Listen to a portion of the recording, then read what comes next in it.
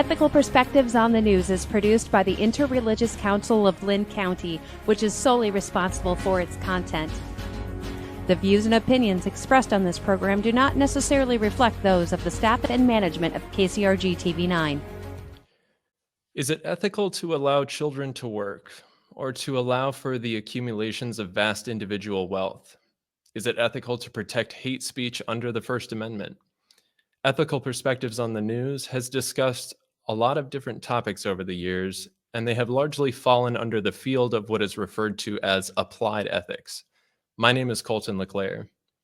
Today, I would like to go a little deeper into the foundations of morality, into the world of meta-ethics and normative ethics.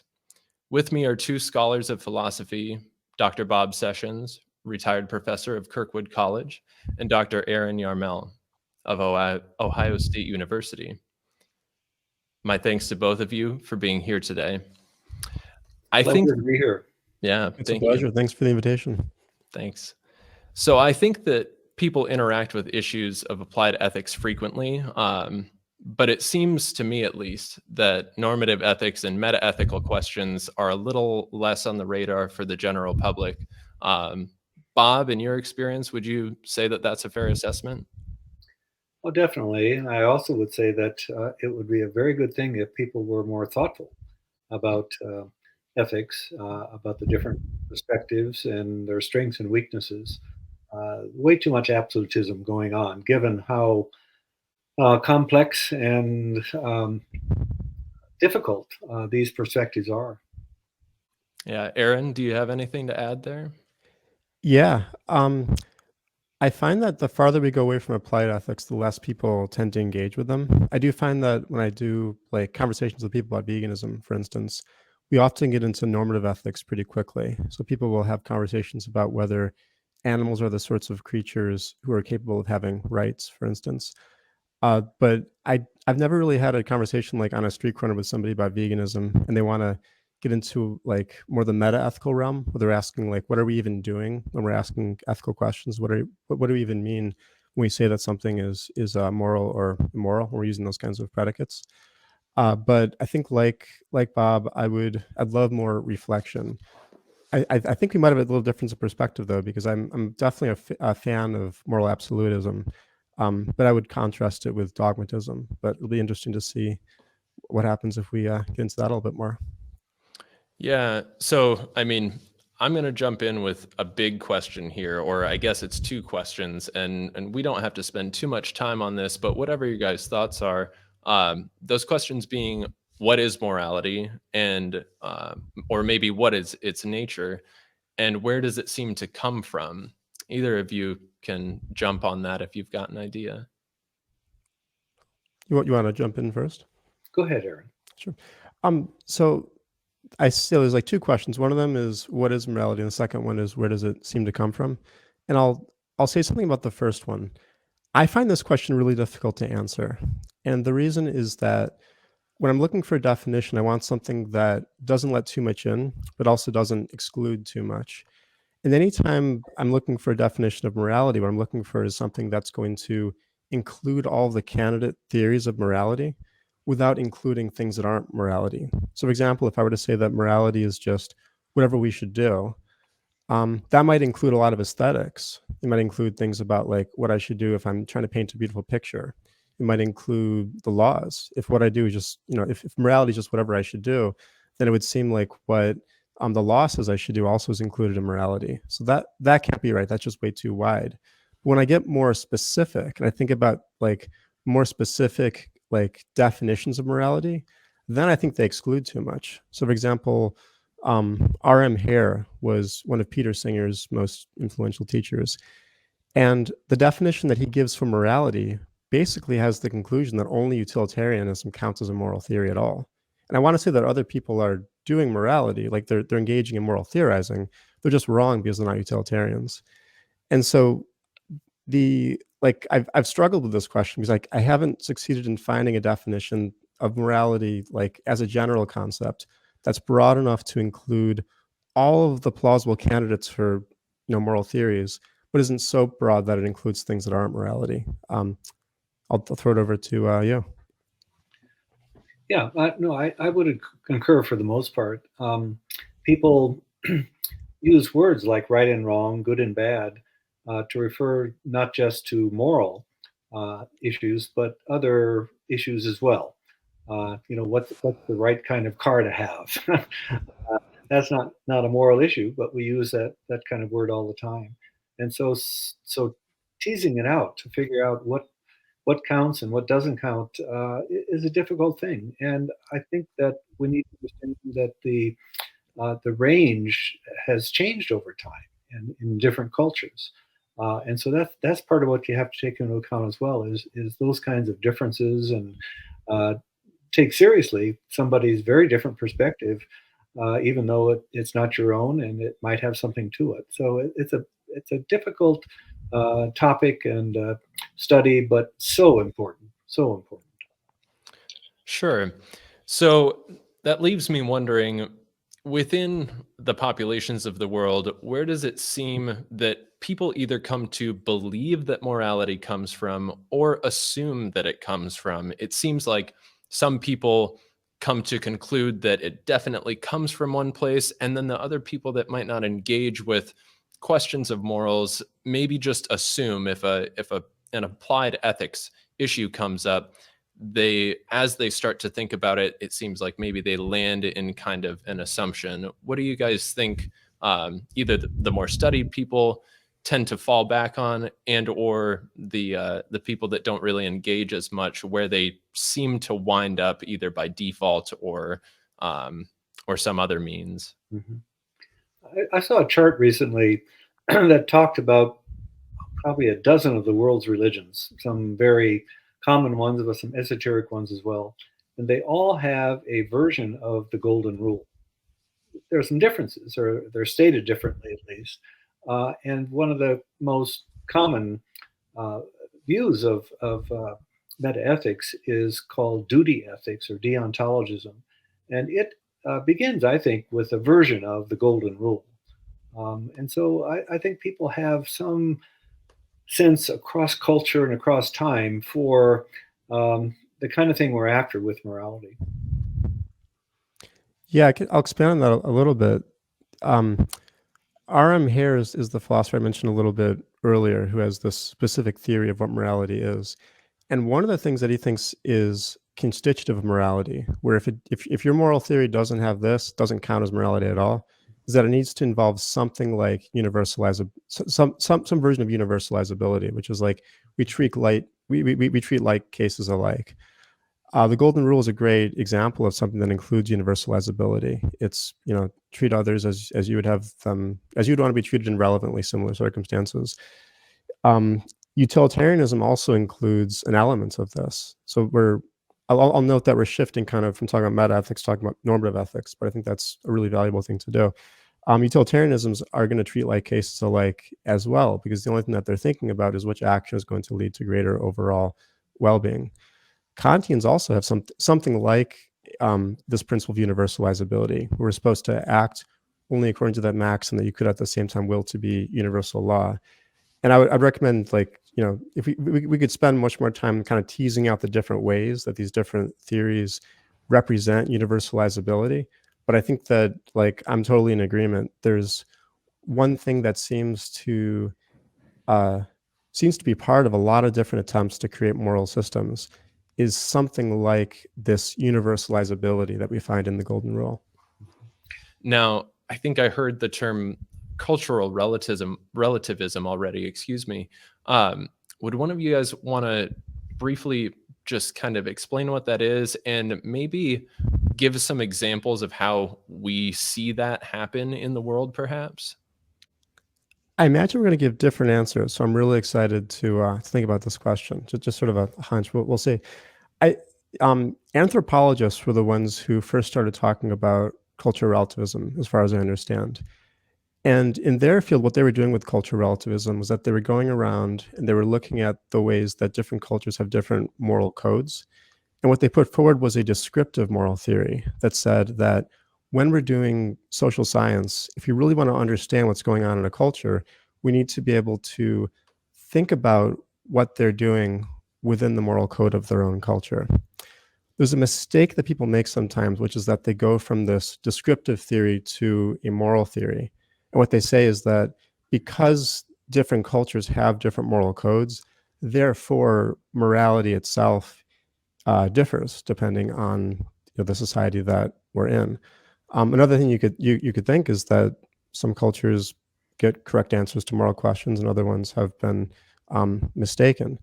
And so what I would say is that I don't think there actually has been an example of cultural relativism as the moral theory, because I think it's a false moral theory. But if we're just thinking about it in the descriptive sense, which is what I think the really valuable contribution that anthropologists have made to this discussion, then I think we can think of multiple examples. One of my favorite ones is like there's some communities where if you don't have the resources to be able to take care of a child in the winter, some indigenous communities up in the north, a long time ago, it would have made sense to let the child die rather than to use resources that could otherwise have been used to save people who were going to survive. And I think that strikes us as like a horrific principle until you think about what the consequences are of using a different one. And so I think the main thing I'll just say here is that you see lots of different moral codes throughout different cultures. When you look around, sometimes the explanation for that is that we might all be committed to the same thing. We're committed to trying to promote well-being, and it just looks different in different places. So other times we might have actual differences in what our codes are. Yeah, I think this is a wonderful opportunity to talk about something that gets in the way of a lot of people's thinking about morality.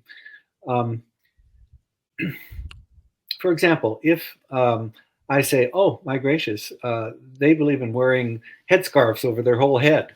There's something morally wrong about that. No, it's different, but it's not necessarily morally wrong. Morality has to do with respecting their personhood, treating them like a full being with full value.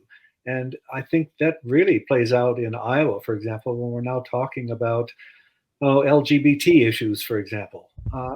What people's sexuality is not a moral issue. That's just who they are, what they choose to do. What's important is that they, in their activities, respect each other and also respect people that have different points of view, just like people who think that what they're doing is immoral out of the chute need to have the same perspective. I mean, it's sort of a level of evaluation that's really important difference. Sure. Bob, you mentioned personhood, and I've been wondering where humans or any being maybe derives some value that gives them moral consideration. And I guess I'm curious what each of you might think as far as qualities that we have that make us deserving of moral consideration. This is kind of on the fly, but you mentioned personhood, and that's a word that has come up in my delvings here, kind of putting this together. So I'm curious what each of you think in the lines on that regard. I think abortion is a good example to talk about this. Personhood typically has to do with the ability to communicate, to understand, to use language, to have moral sentiments, moral feelings, and so on. And like it or not, fetuses don't have those characteristics. They aren't even conscious until 12 or 14 weeks, and so on. And so people that say, oh, to do an abortion is to kill a person, no, they got it wrong. Okay, what they're killing is a potential person. Okay, perhaps, but not an actual person. And that's why the topic of abortion is so complicated, is that people aren't willing to consider all those kinds of nuances. And I wasn't a huge fan of Roe v. Wade, but it was an attempt at a compromise between some very different ways of thinking about this. And personhood is at the center of that discussion. Well, it's a really interesting point to bring up about personhood. There's a lot of concepts in ethics that I think have led us to rationalize things that are really bad. And so I think one example of a concept like this is personhood when it's used to exclude from moral consideration individuals who don't meet the sophisticated cognitive criteria for personhood. Mhm. I'm thinking specifically about non-human animals here. So when I think about like all of the cows and the chickens and the pigs who are raised for food on farms throughout the world, part of the talk that we do to try to give a rationalization for that treatment is to say that because they're not persons, they're not deserving of the same kinds of protections that that persons have.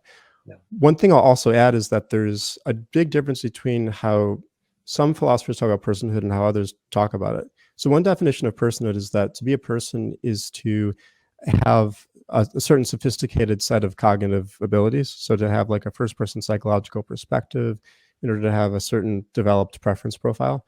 But another definition of person is that it's this sense of legal personhood, where to be a person is to be deserving of rights, or to be a person, it's the sort of thing where we can have legal duties to you. It can be wrong to treat you in a particular way.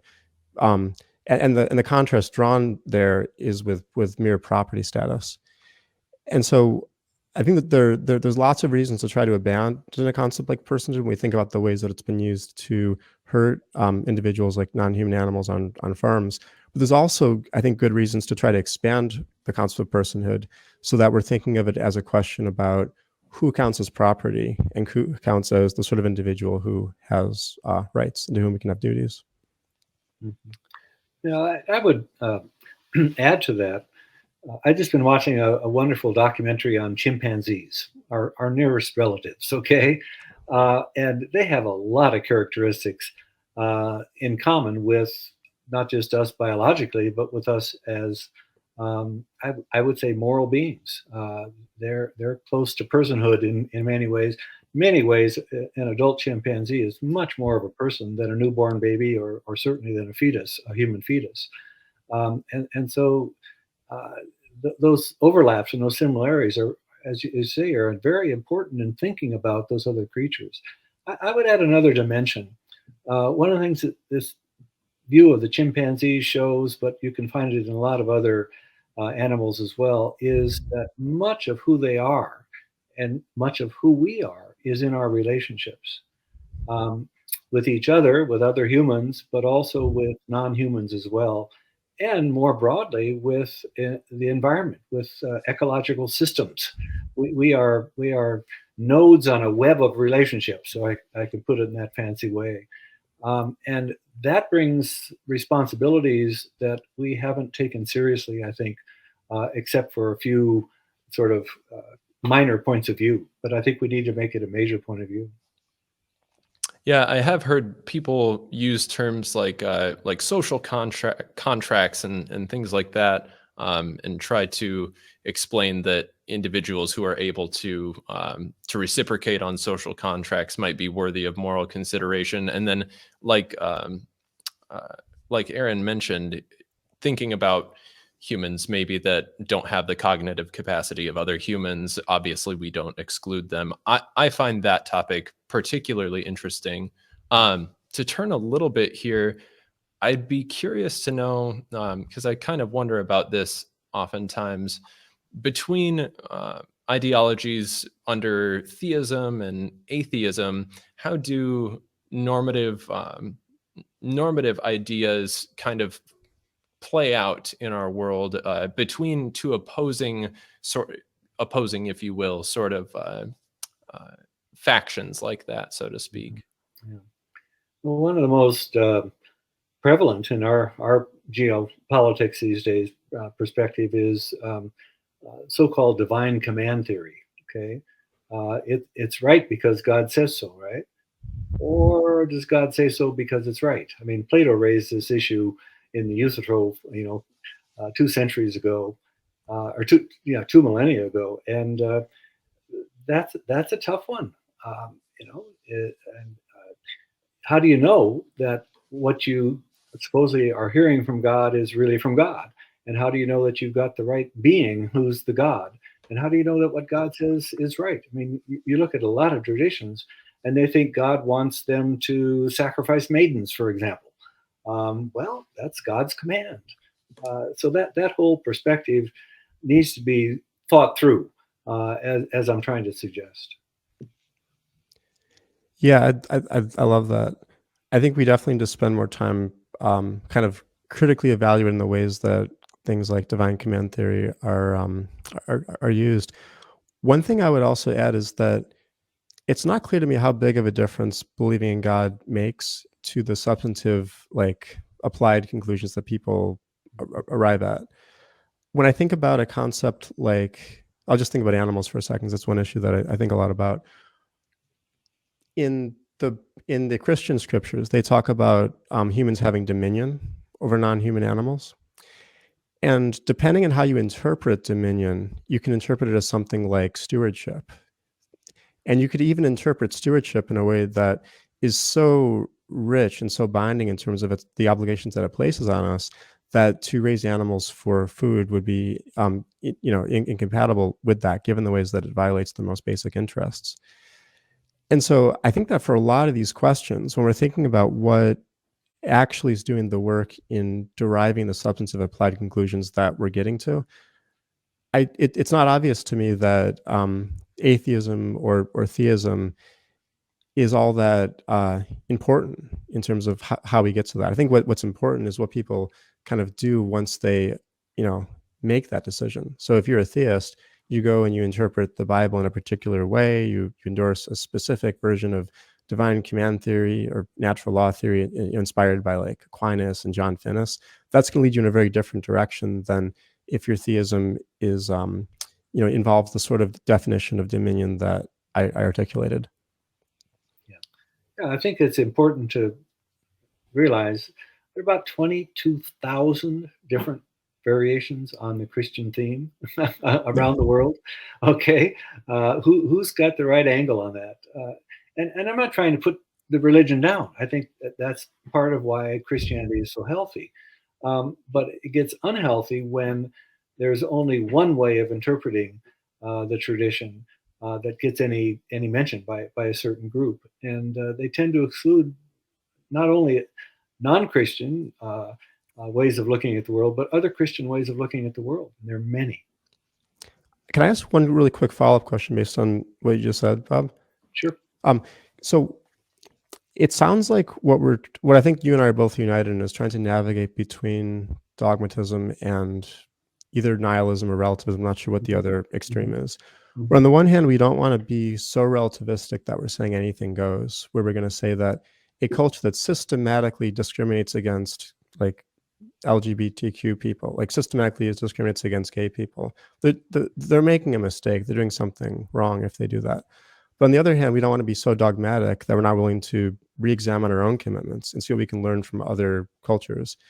And so I think that what we've done in this discussion is I've emphasized more the kind of danger of relativism. I think that you're emphasizing more the danger of kind of this dogmatic approach. But I'm wondering if you'd agree that, like, at the end of the day, I think we're both trying to sail between the Scylla of relativism and the Charybdis of dogmatism, or something like that. Yeah, no, that's a nice way of putting it. Well, yeah. If viewers are wondering about these, I would encourage them to go look up the definitions, and maybe some of them may seem less tangible. But I just think it's fascinating, and I think people would probably benefit. And I'll just bring up the closing question here. It seems like there is value for all of us, like I was just saying, for us to question how we should or shouldn't behave, how we maybe should or shouldn't look at things. But I'm wondering, for both of you, do you think that we should question the nature of morality, or what we should or shouldn't do as individuals and as a society?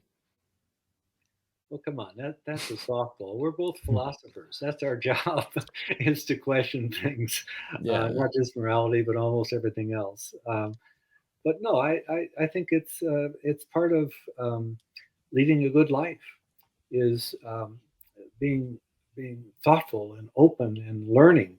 I mean, I'm almost 80 years old, and I'm learning more each day, and it's wonderful. So and I'm changing my mind on a regular basis. And it's not because I'm wishy-washy, but it's because I'm learning. I love that. I want to add one danger.